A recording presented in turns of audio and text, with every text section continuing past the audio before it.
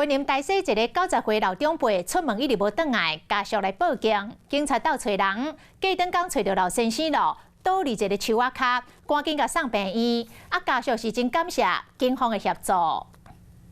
进前一个90岁师大人出国了后，就一直拢无回来到厝，家属是真烦恼嘛，随报警，警察协助走找，发现这个师大人的物件落伫咧餐厅附近，走找真久，才发现伊人无爽快，倒伫咧树骹。在不远的草丛处，发现一双大腿，员警上前查看。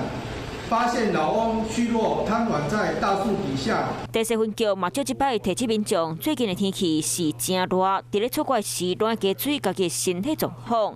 台西警察分局提醒大众，近来天气高温炎热，请多补充水分。最近天气是哪来哪热，定定发生师大人出国时地无爽快，造成意外发生。